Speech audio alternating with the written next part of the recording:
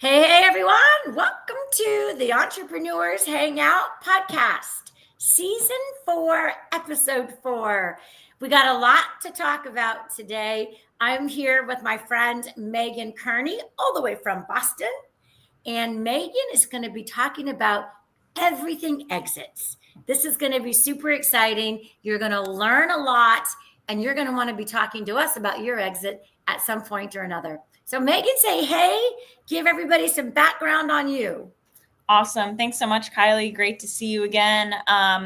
Let's see. I actually started out studying education, wanted to be a third grade teacher, and quickly realized that I didn't think I wanted to do that anymore. I have this love for helping people, kids, just all that stuff. And I ended up going into the tech space for about 7 years instead, and work directly with clients and different, spheres, and ended up leaving the tech world and going into financial advising for honestly a hot second, and realizing, okay, I'm ready for this entrepreneurial life, and fully kind of invested in myself starting last year, beginning of last year, and realized I'm ready to buy a business. I'm ready to start this whole entrepreneurial journey.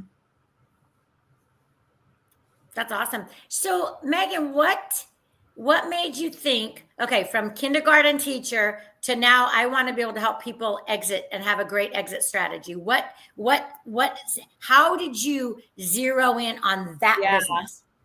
So about 3 years ago, I started to, I had met someone through my work who started mentoring me. He had bought, sold, scaled companies, and is for 25 years, honestly, right out of high school, he started doing that, and tons of experience, and started to expose me to books to read, goals to set, things to think about. And so we ended up, who's now my business partner, going into business together as of last year. And we were looking originally at buying companies. So we were looking both in the Massachusetts and Florida areas. And as we were doing that, so many businesses that were on the market, I would probably say about 70% of them were not in a position financially or even operationally to even be on the market. So we thought, okay, what is out there today that can help these specifically small businesses to better set them up for success? So we ended up, Googling exit strategy, what was out there, and came across Exit Factor, which is a franchise company, and saw that they were doing, and looked at a few other companies, and it ended up deciding on Exit Factor about 6-7 months ago. And so we ended up buying in kind of the Boston Metro West area, and we just realized that this is so niche, but it's so needed to really support, especially with that whole baby boomers of selling businesses and people buying businesses and scaling and selling. How can we make it a more exciting and fun process, both on the buyers and sellers side? I love it. I love it. And it's like, I mean, I love eat, sleep, and breathe business, man. And I love to help people Yep. grow and scale. And ultimately, what is their goal? What's their Yeah. goal? So, okay. So tell us a little bit about what you've learned, like what's the process. And I think that would be a really fascinating, from you're a younger millennial. Here Yep. you are now, you dive in and say, I'm going all in and I'm going to buy this business. So the process of just what it was like to do that. And Yeah. I mean, scary as heck. You're like, I'm investing in myself. But you trust, like, if you're going in this, and you expect yourself, like, definitely type A, want to give it my all, B, and really see success and help people. I think that's what was a driving, and still is a driving force, is, we are genuinely helping these small business owners. So going in, I mean, you have roller coasters of emotions. You're investing a lot of money, a lot of time. I, ended up completely leaving corporate life and diving into this completely, and, shifting my life from where my husband and I were living before to being in a different situations so we could financially do it. And there's so many aspects that you just don't realize when starting a business. And it's about the sacrifice, but it's also kind of calculated risk. You have to take risk, but you have to be intentional about it. Amen, man. Amen. I love it. I'm right there with you, sister. So now you've got a partner, which is was your mentor, now partner. That's really super cool. Yes. And you guys mostly work with companies that are like, hey, I might be selling in 3 years. Or who's your ideal client? Yeah, no, that's a great question. So it's mainly at least 2-3 years in advance of, yes, a small, medium-sized business, which is mostly based in like the $1 to $25 million in revenue range. We're industry agnostic, so really can work. We've seen any type of business kind of go through our platform that we've been able to help build value. So we haven't, I would say we're pretty broad overall. And we've seen, yes, 2-3 years out at least, because our platform, takes about a year to kind of walk through, and sometimes even 2 years. And we've even seen on the enter side. So if you just bought a business or you just started a business, how can we help set up a roadmap and a foundation for the future of your business?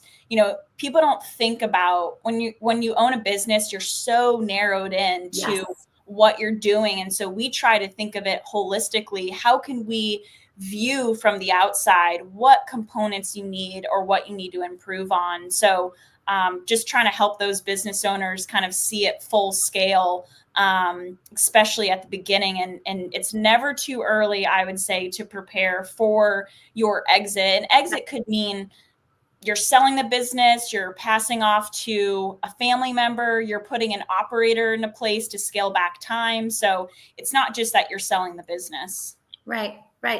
So, I mean, using, and I'll be careful on my example, using some businesses, it's like, I know people sometimes like, whatever, your health, right? Your lifestyle changes. A restaurant business. I've had a restaurant business back in the day. I actually owned a Cajun restaurant and jazz bar, right?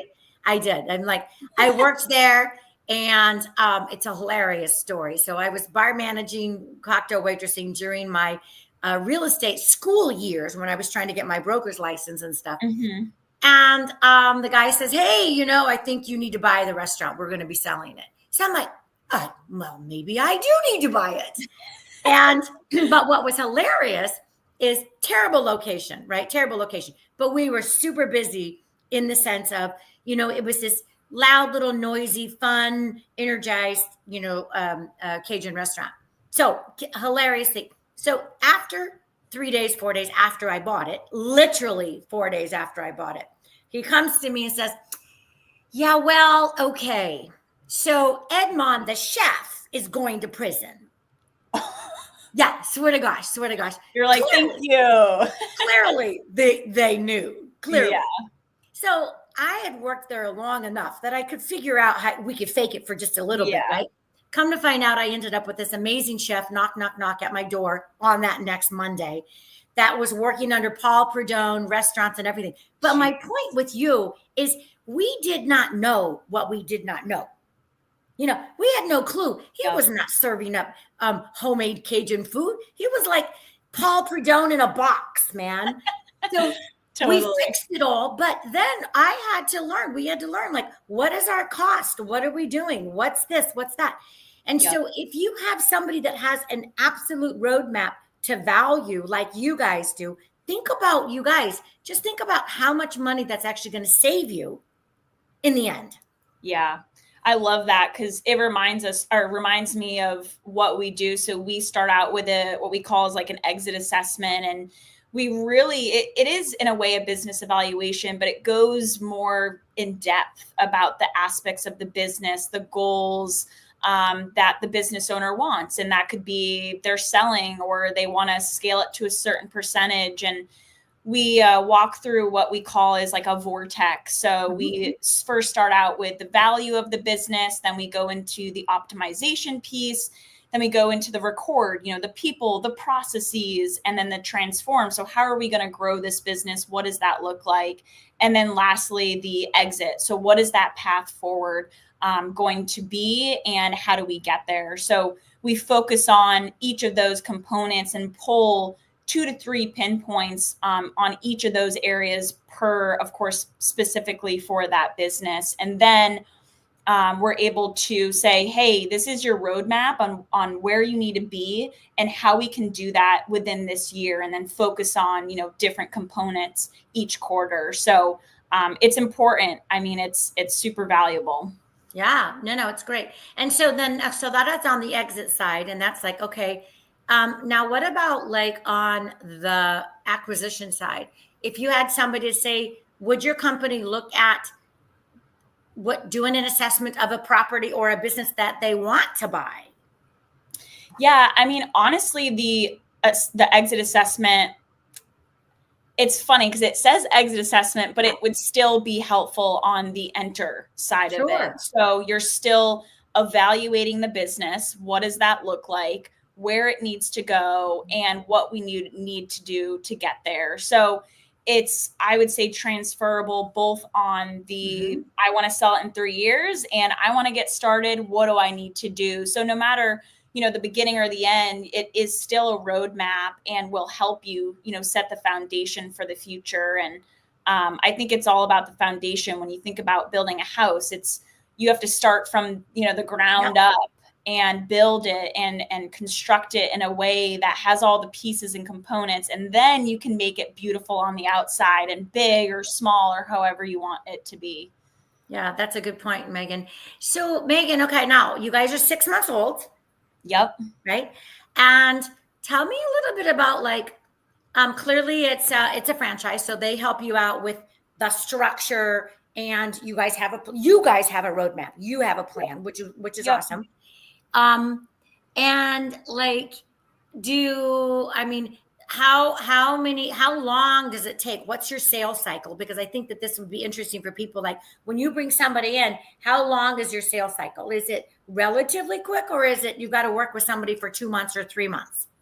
Yeah. So we span it out in a year time, really to help walk through that, each of the components of that vortex. And you just don't realize so much of it. There's so much to do that goes into it. And really having at least a year to prepare for that is the bare minimum. And then you can continue 2 or 3 years. But we see holistically, like working with them for a year, focusing on different components each quarter, because it can be overwhelming. And it's also time on the business owner's side. Do they have the time to go back? Because they do have to do a little bit of their homework and go back and pull documents or start thinking through things. So it's time and education. And I mean, there's a lot of components to it. So we try to stick with that year-long process. I like it more of like also on a consulting basis, because you're there,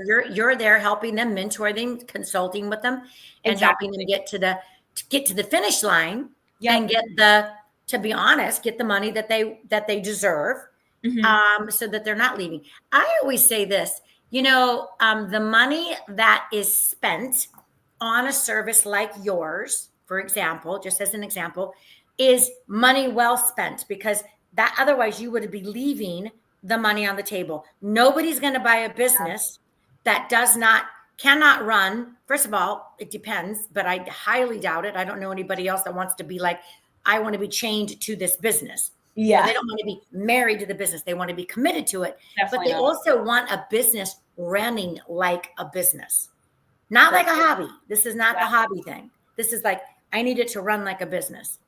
Yeah. And that, brings it to a point of, we see on average across all of Exit Factor, almost 57% increase in value. So if you think about it, you have $1 million business. By the end of a year that you're working with us, it's going to be $1.5 million. Right. You are getting, twice the amount at least of what you've already invested in, what you're paying for. And then on top of it, you're doubling the free time we've seen. So, I mean, there's so much, like you said, value that goes into investing more in yourself. And I think that's the education part that gets me excited is people don't realize that. They think, oh, I have to spend and then it will take me back or set me back from selling. Mm-hmm. It's like, no, it's going to help you progress and help you Yes. get to a point of what you do deserve and where you want it to be. And I think something else that comes to my mind is these business owners, they think, oh, well, this is my baby, I don't want to Yeah. leave it. Yeah. And really, when you think about it, you get to transition or sell your business to continue your legacy.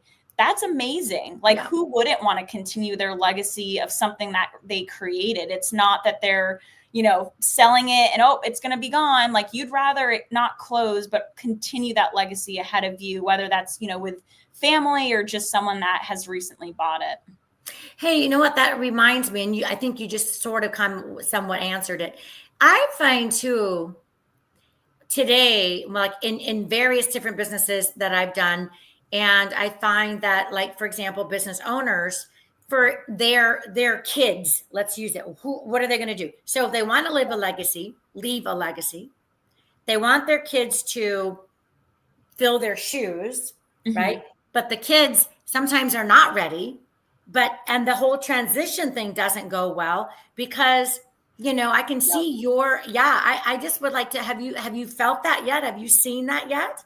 Oh, I mean, I was just talking about it this morning. I mean, we're working with a transition right now of a few different business owners who are transitioning it to their son or daughter. And as a millennial myself, I'm seeing it honestly on a monthly basis. My friends are taking over their family's business, or they're choosing not to, and their family's trying to figure out what the heck is next.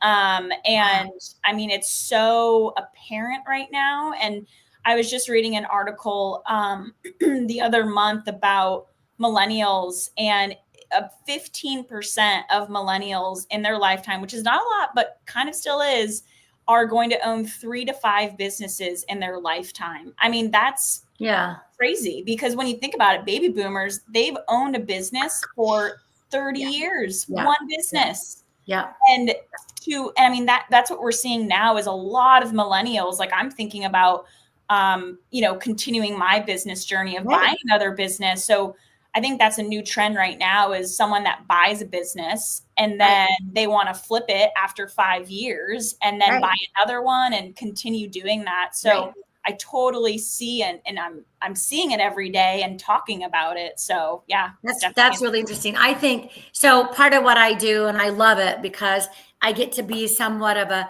I call it like a little bit of an angel investor, right? Where I see a service-based business and it resonates with me. I can see that I can help them. So what I do is I go in, I discount my programs, but I end up with an ownership of that business, but they end up with a mentor, and we're going to scale and grow. Yep. That's exactly it. And I love that aspect. I could I could do it all day. I know. Well, and I love that because, I mean, honestly, private equity firms, that's a big thing. But even I'm seeing friends come together and buy a business, kind of like you were saying. I mean, that's such a new thing, and it's been happening for a while, but people are now really understanding how to buy and take over the Main Street businesses. Yep. So. Isn't that great? I love it. And it's just as we are learning more and more and more. And for example, I mean, Megan, your services are just invaluable. It's like, it's awesome because you are helping people set up for success. Mm-hmm. Perhaps, like, let's say it's an older business, or they think that the kid's going to take it over. It's probably sad that they don't, for them, but the kid's like, this is not what this is. I never wanted this. Right. Yep. So know in advance, but also, shed some light on the situation so that you can help people make financially great decisions. Yeah. 100%. Yeah. I mean, that's spot on. That is super cool. So now on your husband's side, because he's not your partner, how do you guys how did you swing all the differences? Oh my gosh. what's your question? I'm like, I don't even know where to begin on that. Yeah, but like, so now, because you went from now you're a business owner for 6 months, so that's Yep, a complete different shift than being a employee of anything, yep, right? for sure. So was he scared to bejesus? I mean, was he like, what? No, I mean, honestly, we're pretty opposite in personalities. He is the most patient, calm person ever. And I think what I love, and I mean, why he's my husband, is he fully trusts and believes in me as a person. So I think initially he, of course, had the questions and asked all the right questions, and he should be, because he cares and wants to learn more Right. about why I want to do that. And when I really started to explain my reasoning and kind of my thought process, he's like, great, let's do it. Let's fully dive in. I'm here to support you fully. And yeah, it's been really seamless, honestly. And there's days where you're like, what am I doing? And Yeah. other days where you're just on such a high. And I think just his consistent support and love throughout the process has only continued to expedite me in ways that I would have never thought, and been in a position I am right now. So I will say, luckily, has been a very easy process in that way, of just having someone that truly supports and sees you as a successful person. So That's good. That's awesome. yeah. Okay, so one more question then. And how has so with your business partner, do you guys have obviously there's a difference of personalities and all that stuff. That's normal. Yep. Have you, because you guys have already worked together before, and so that did Mhm. help. But the dynamics of two different personalities, do you blend as a like, hey Megan, this is a good fit for you because this is your personality, and that's a good fit for him. Have you guys divided up roles? Is that how you did it?